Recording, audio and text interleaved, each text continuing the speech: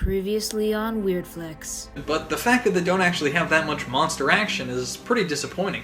This monster versus monster combat would not actually be achieved until Monster Brawl, which I will review at some point despite it basically being WWE but with people in monster suits. Several months later. I'm not really a sports guy. Throwing up, I think it's called a football, has never really appealed to me. This apathy is extended towards sports movies. I once went to a summer camp where we had to watch a sports film every night, and it felt like torture. So for me to actually enjoy a movie that has sports in it, it would have to be something pretty special. It would have to, I don't know, include movie monsters, or maybe focus on, some kind of sport I can tolerate, something that has a lot of fighting in it, wrestling maybe. Oh, wait a second, I have a movie that's just like that. Ladies and gentlemen, I hope you're prepared to witness the non-stop action that is Monster Brawl. Weirdflix. This movie, well, I hesitate to call it a movie. It feels more like what I believe to be a pay-per-view wrestling event.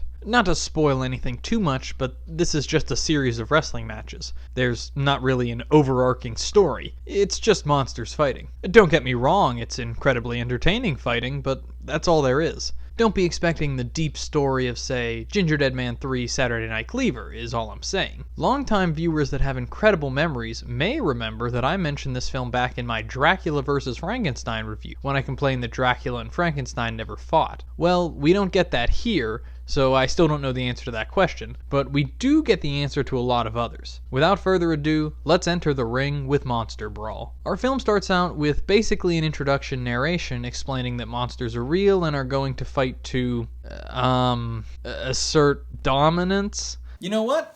We'll figure that out later. We're then introduced to our hosts, Buzz and Sasquatch. Sasquatch was apparently a former champion of Monster Brawl, leading me to believe that he's some kind of shaved Bigfoot. They're the commentators for the fights and do a real bang-up job at it. They're talented. This might be because a lot of the actors in this film are actual wrestlers. These guys aren't real commentators, but boy, they could be. They proceed to go over the setup of Monster Brawl. There are two conferences, the Undead and the Creature, and a medium weight and heavyweight division within. The Creature Conference has the Cyclops, Witch, Swamp Gut, and the Werewolf. The Undead Conference has the Vampire, the Mummy, Frankenstein, and the world's worst superhero, Zombie Man. Buzz and Sasquatch then introduce the Master of Ceremonies, actual wrestling events person Jimmy Hart. I actually really like this guy. He's annoying, but in an endearing way. I'm begging you, step on it, please! I'm gonna turn into a pumpkin if you don't hurry! Jimmy interviews the creator of Monster Brawl, just some guy. Yeah, he reminds me a lot of myself. Everyone else was out partying on Friday nights. I'm sitting at home watching Japanese death matches and doodling monsters fighting, A man after my own heart. We then get to the explanation for why this is taking place in a cursed, swampy graveyard, rather than a well-lit arena. It's because that this environment makes the monsters more comfortable. It all came down to affordability and keeping the monsters comfortable, They don't want to be in front of a big crowd with lots of lights going off and stuff like that. And there's a safety issue, You don't want them ripping arms off people. So that's when we came up with the idea to have it in a secret graveyard. That's surprisingly considerate. Good for you. He also mentions that some monsters were invited to this event, others heard about it through word of mouth, and others just kinda showed up like they were summoned. It's good to know that the monsters are conditioned to respond to the call of a B-movie. Oh, and if you didn't hear me a second ago, this graveyard is actually cursed. I know this because a man who looks like he was alive during the Civil War told me so. The soil is cursed, boy! You've gone and stirred up a heap of trouble. We then meet the ref, who is yet another actual wrestling person named Herb Dean. He's playing himself, much like Jimmy Hart is. How did they get these people? Was it blackmail? It was probably blackmail. He mentions how much he hates monsters, and I'm here wondering why he's involved with them. He goes over the rules, of which there are basically none. He mentions that he's there to watch for things like groin shots and other illegal moves, but then he mentions that this is a fight to the death. I'm really conflicted about this. While I appreciate the fact that they're trying to bring civility to this fight to the death, it's still a fight to the death. Who cares if you're going for a groin shot when you're fighting for your life out there? Maybe I just don't get gladiatorial combat. With that roundup of rules, we're off to our first match. It's the Cyclops versus the Witch. Each match starts off with these little introductions that serve to set up the monsters. I really like them. We now get to meet the Cyclops who, well, I find the makeup gets the job done, but makes me really uncomfortable to look at. It's all veiny and gross. Yuck. His whole character is Almost 3,000 years ago, I made a terrible mistake. I made a fateful deal with the evil god Hades in return for one of my eyes to grant me power to see future. Wow, I really admire the fact that he wants to beat up a god. Way to keep your goals high. His training regiment looks suspect, but I wish him luck. We now get to meet Witch, a character who's even more uncomfortable to look at. I give the makeup department of this film a lot of credit. They really succeeded in making these people look like monsters. Witch Bitch's whole character is that she meets a man named the Grub who wants to be her manager. Apparently monster fighting is a much bigger industry than I expected. We see her training, and I'm trying to figure out what part of Massachusetts this is in. It's not the 1600s because this movie takes place in present day, so where is this supposed to take place? She kills some guy and brings an end to the introductions, as we've now met our fighters. They now get a chance to trash talk each other, which I will just let play. This witch is a and I will crush her. And Hades is next. Listen up, Cyclops. You grub wannabe. We got some tricks in store for you. A whole bag of them. So keep your eye open. Awesome. This is the best wrestling tournament I've ever seen. At the end of each introduction, we get a card telling us about the monster they just introduced. I'm going to have my editor leave up each one because they're all very entertaining. Here's the Cyclopses, and now Witch Bitch. We also get to see their stats, and it's looking a little one-sided here. Leave a comment below telling us who you think is going to win each match. I'm excited to see how many of you are wrong. The ref brings them in, goes over the rules, and they're off. Here's why I was a little apprehensive about doing this movie. It's very difficult to describe a wrestling match that takes place in this film for two reasons. One, because I don't know anything about wrestling, and B, because there's only so many ways I can tell you that two monsters are hitting each other. However, I believe that this film deserves the attention, and because of that reason, I'm going to attempt my best for you, dear audience. The fight starts and it seems like an early lead for Cyclops, which is unsurprising. He quite literally starts hammering her, and I'm left questioning if that's a legal maneuver or not. The ref doesn't seem to care until Grub comes into the ring with the steel chair and smashes it against the Cyclops. Now this is an illegal maneuver, and the ref is sure to let him know it. The witch, however, decides she isn't going to take this and slits the ref's throat? Whoa! Alright, this is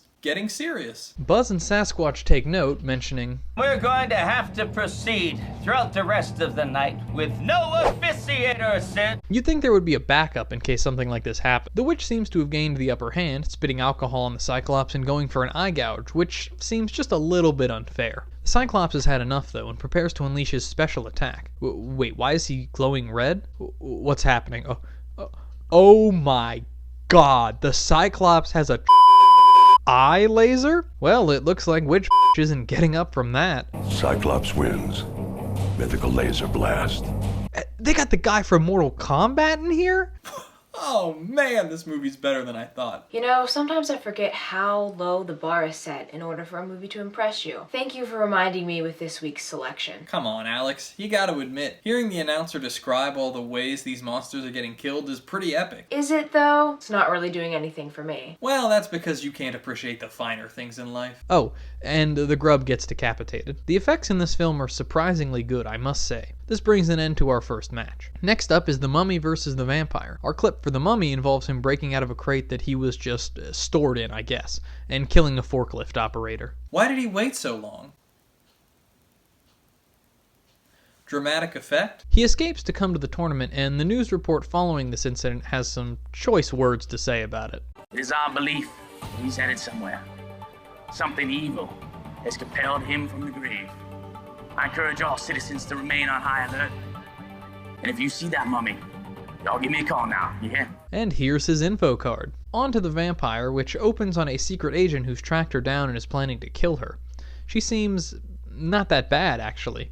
Almost friendly. That is, until the secret agent shoots her. She, of course, isn't dead and sends him running and bleeding his way home. Here's her info card. It's the little touches like this that just make this movie. I dream of a glorious death. What? No monster is a match for the eternal one.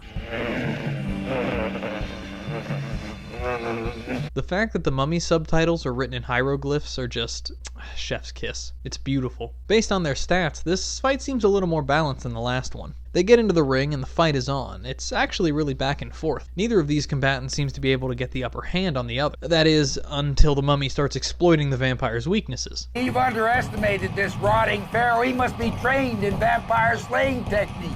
He appears to be holding some type of ancient sun relic. Majestic.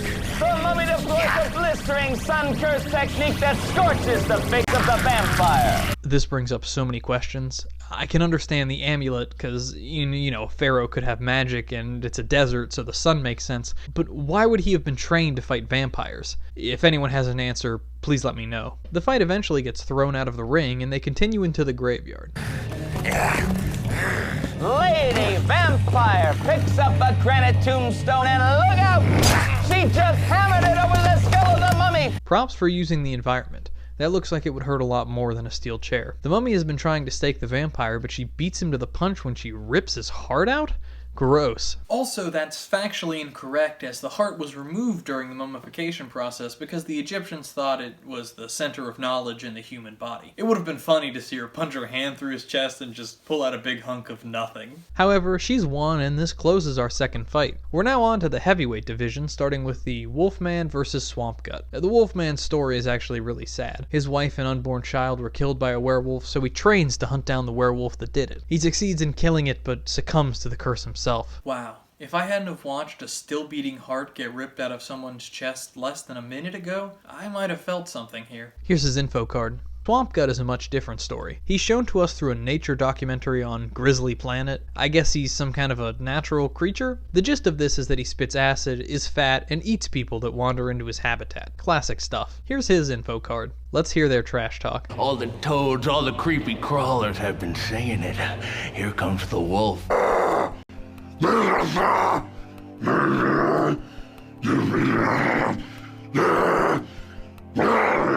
Let me just get this straight. The mummy, the human, has his subtitles written in hieroglyphs, while the swamp monster, something that's basically an animal, gets intelligible subtitles? Okay. Just checking. Looking at their stats, this once again seems to be another pretty even fight. Once they get into the ring, this fight seems to actually pretty much be in the Wolfman's favor. Swamp Gut seems to just be too slow and bulky to dodge the Wolfman's attack. That is until he lands a spit attack on him. That's really gross. Ugh. This buys Swamp Gut a little more time until the Wolfman manages to trip him up. Swamp Gut is unfortunately too fat and just can't get up, leaving him in a prime position to be belly slammed by the werewolf. This causes Swamp Gut to literally explode, letting Wolfman win the match, and possibly endangering the Swamp Gut species more than it already was. With that, we move on to the final preliminary match, Frankenstein versus Zombie Man. Frankenstein's introduction is about what you'd expect, a little mad scientist laboratory thing, although they've changed the doctor's name from Victor to Igora for some reason. The AP Lit flashbacks. It's crazy to me how almost every adaptation of Frankenstein has gotten the monster wrong. He's supposed to be incredibly intelligent and the next step in human evolution almost, if Victor had actually made him a lady monster to make little monsters with. Yeah, I'm gonna bet that whoever wrote this storyline did not read Frankenstein in high school. I don't think the person who wrote a movie about monsters wrestling was really concerned about accuracy. The narration is okay, but I could have done with something a little more original. Here's Frankenstein's info sheet. On to Zombie Man. His story takes place in Pittsburgh, which I think is hilarious, because it's a George Romero reference. I think. I'm probably reading too much into it. Anyway, some military colonel brings some guy to a secret facility that has the Zombie Man stored there, because he wants to show him to him. Zombie Man was found after some outbreak in '69. Another Romero reference if my math skills aren't terrible. The colonel ends up feeding this soldier to Zombie Man because he wants to train the Zombie Man as the next type of soldier. Also, I think Zombie Man has no eyes. This makes him look really sad. Here's his info card. Time for the trash talk, which is done entirely through their coaches would probably be the right word. He knows a frightful fiend doth close behind him tread. Frankenstein! Frankenstein, you stitched up. I got a question for you. I've got the ultimate killing machine, Zombie Man. What are you gonna do? Rather articulate, the both of them. Looking at their stats, it looks like pretty much another one-sided fight. Frankenstein is literally a head taller than Zombie Man. The fight starts off, and Frankenstein is just wailing on Zombie Man. The fight doesn't even look close between these two. This one's gonna be over before it begins. Well, it would if Frankenstein could figure out that he needs to crush the head. Dr. Igora tries to tell him, but doesn't seem to be getting through. He should have given Frankenstein a less thick skull. The Colonel's very disappointed in Zombie Man due to the beating he's taking, and Frankenstein Frankly, I would be too. Zombie Man manages to get the upper hand and knock Frankenstein down after biting him, but Dr. Igora isn't going to let his prized creation lose. He gets into the ring to get Frankenstein back up. He doesn't quite succeed, however, but what he does do is get stabbed in the back by the Colonel. This makes Frankenstein hopping mad as he goes into rage mode and continues to beat Zombie Man like a rented mule. He manages to finish him off with a curb stomp, putting an end to the match. The Colonel is obviously mad about this, but he doesn't have time to act on that because for some reason the dead are rising from the grave. I like to think this is because they were coming out to support their now deceased friend Zombie Man. The Colonel gets bit because he's just the worst shot. For the love of God, the dead are rising from the graves, answering the call of distress from Zombie Man's untimely death. And a zombie somehow makes its way into the announcer booth. Buzz and Sasquatch manage to kill it, but Sasquatch isn't looking so good. Hopefully Sasquatch will be able to make it through one more match, because now it's time for the championship. There's some more trash talking before it starts. It was a monster that took my wife. It was a monster that took my child. It was a monster that took my life away. So I guess you could say I don't like monsters very much. I have strangled the innocent as they slept. Frankenstein is surprisingly articulate for someone stitched together from corpses. Looking at this matchup, I'm not sure. It could go either way. Both of them have sufficiently sad backstories. I don't know who to root for here. Also, a storm is brewing, which is a nice bit of information, I guess. The fight is on, and it's a nice back and forth. Really, the Wolfman is more agile, but Frankenstein packs more of a punch. Back in the announcer's booth, Sasquatch doesn't look too good. As the fight continues, Frankenstein takes a clear upper hand.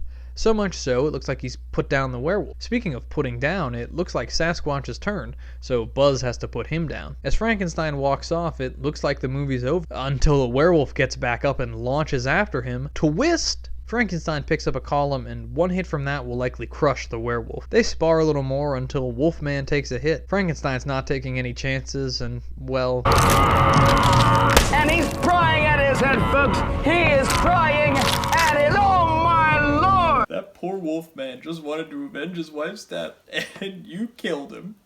Ripped his head clean off. Way to go, Frankenstein. And with that, Frankenstein wins the belt and walks off to presumably go terrify a European village. Until, from out of the crypt, rises a zombie colonel. Oh man, they're gonna fight for the belt. I'm so over that dumb werewolf's death. Come on, let's see it. Frankenstein! Colonel Crookshanks is back from beyond the grave to confront his mortal nemesis, Frankenstein, in a clash for the ages. Oh, don't nail that coffin close yet, folks. We have another brawl going down here at the cemetery. He throws the Monster Brawl belt to the ground and steps on it in an act of complete disrespect towards the champ. Don't turn that channel, folks. This is gonna get nasty. That was it? Talk about your cliffhangers. I can't wait for this to get resolved in the sequel. Coming to theaters, never. Well, I guess that just about wraps up this Monster Brawl. After Jimmy gets dragged off by a zombie, at least.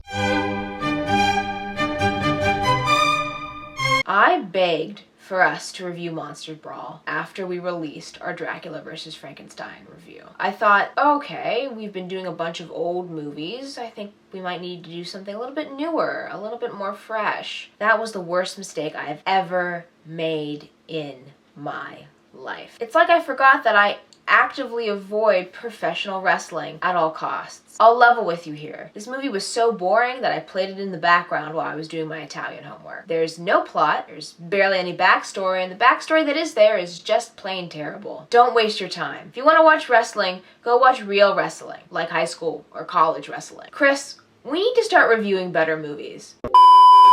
I found this movie to be very entertaining. If you're not a fan of wrestling, you're probably not going to enjoy it. But then again, I'm not a fan of wrestling, and this movie kept my interest the whole way through. The idea of seeing movie monsters fight is really intriguing to me, and having it be presented in such a formalized manner was a unique take on it. The wrestling is pretty good for a movie of this caliber, and the commentators did an excellent job, in my opinion. I highly recommend this movie. If you're interested enough to watch it, it is free on Tubi. Shocker there. I recommend checking it out with some friends and taking bets on which monster is going to win the fight. Of course, you'll have the advantage since you've seen this review. I hope you've enjoyed this episode. Be sure to stop by next time when we're going to be talking about Vampire Air Bud. Thanks for watching, and remember, Weirdflix watches what no one else will.